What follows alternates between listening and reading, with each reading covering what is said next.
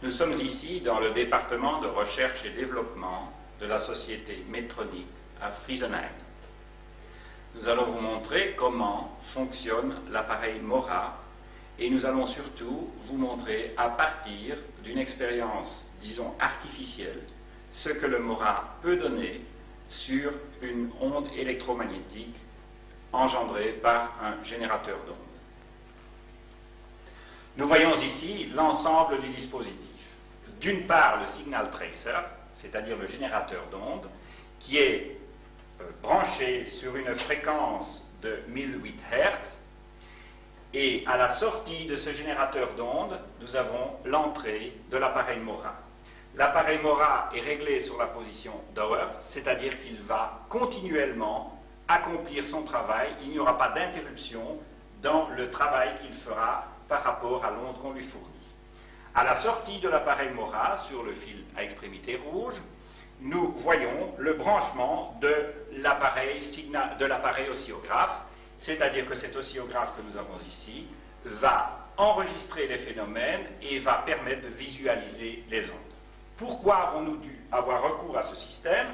Eh bien parce que l'appareil MORA, bien sûr, est un appareil ultrasensible qui permet d'analyser les fréquences humaines ou les fréquences émises par les animaux, mais les appareils de détection dont nous disposons ici actuellement ne permettent pas de visualiser ce phénomène.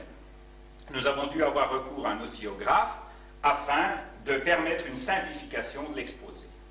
Il existe des spectrographes qui permettent de mesurer et d'analyser les fréquences émises par les êtres humains ou les animaux, mais ces spectrographes sont extrêmement encombrants et difficiles à manipuler.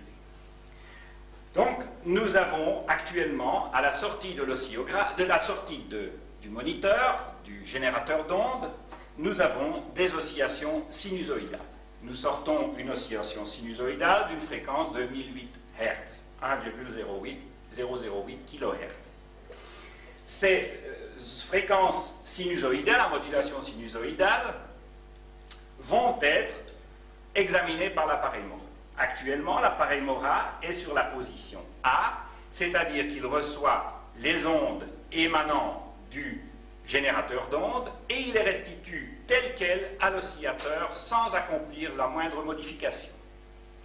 Maintenant, nous allons enfoncer la touche A barré.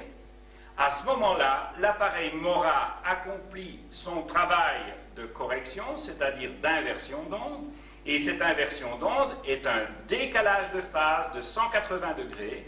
Il décale l'onde de l'oscillographe de 180 degrés, l'onde du générateur d'onde de 180 degrés.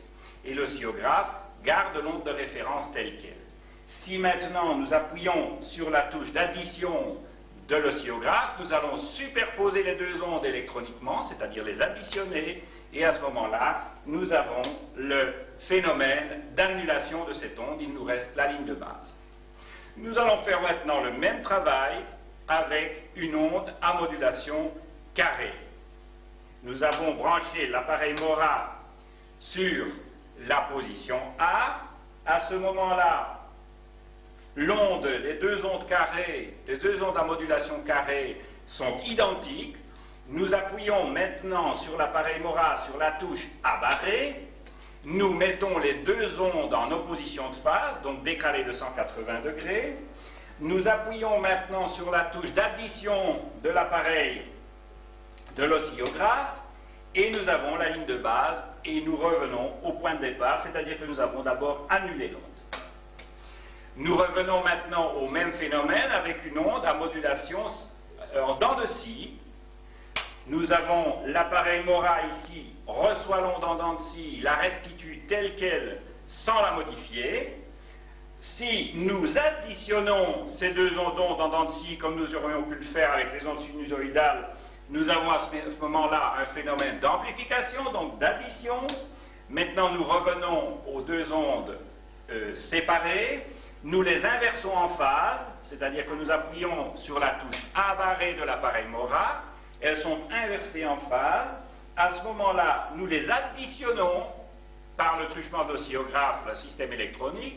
Nous additionnons, nous voyons la ligne de base, c'est-à-dire qu'il y a annulation des deux ondes l'une par rapport à l'autre. Nous revenons au point de départ, de nouveau, l'opposition de phase. Et nous pouvons voir ainsi que l'appareil MORA est capable de traiter n'importe quel type d'onde, quelle qu'en soit la modulation, quel qu'en soit le dessin. Et quelle qu'en soit la fréquence, nous allons, dans un stade ultérieur, voir l'activité des barrières de fréquence, c'est-à-dire les boutons qui vont permettre de traiter chaque fréquence ou chaque bande de fréquence séparément.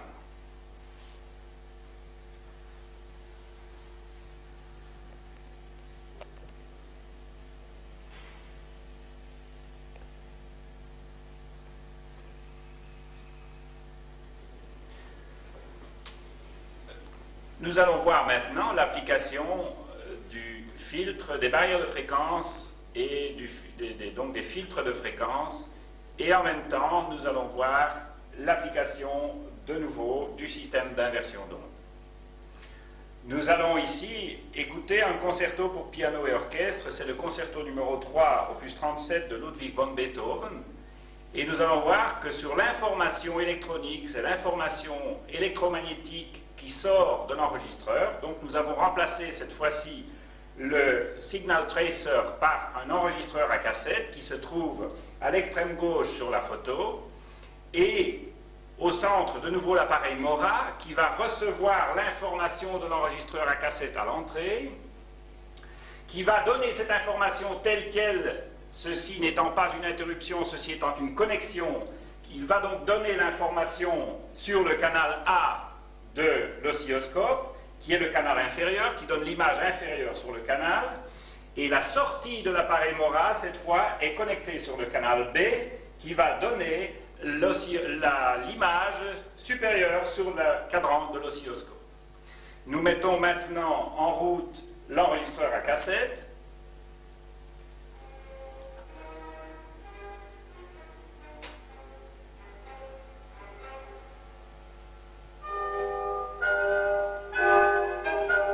Et nous voyons les deux images superposées. Nous allons voir qu'elles se découpent parfaitement.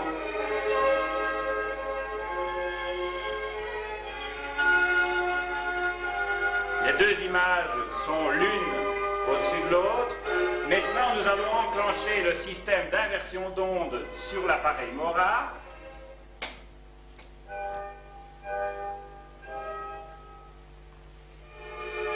Et puis, nous additionnons les deux signaux. Nous allons choisir le moment d'amplitude maximum. Nous additionnons le signal, les signaux, et nous voyons que l'information s'annule complètement. Donc le MORA a effacé complètement l'information. Nous recommençons l'opération, nous ajoutons, et nous voyons que l'appareil MORA a inversé totalement les deux signaux. Il a donc superposé les ondes en opposition de phase et il les a ainsi annulées. Nous allons voir fonctionner maintenant la barrière de fréquence.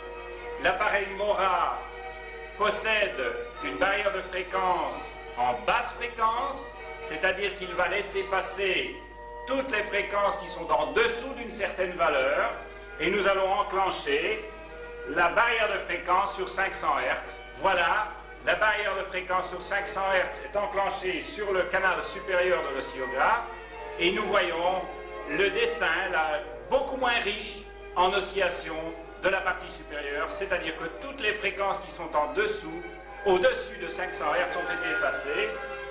Nous allons faire la même chose avec 250 Hz. Voilà 250 Hz, donc tout ce qui est au-dessus de 250 Hz est effacé.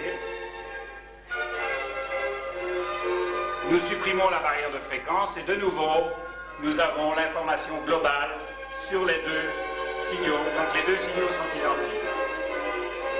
Nous allons maintenant mettre la barrière de fréquence à 10 000 Hz, c'est-à-dire en haute, en bande passante haute.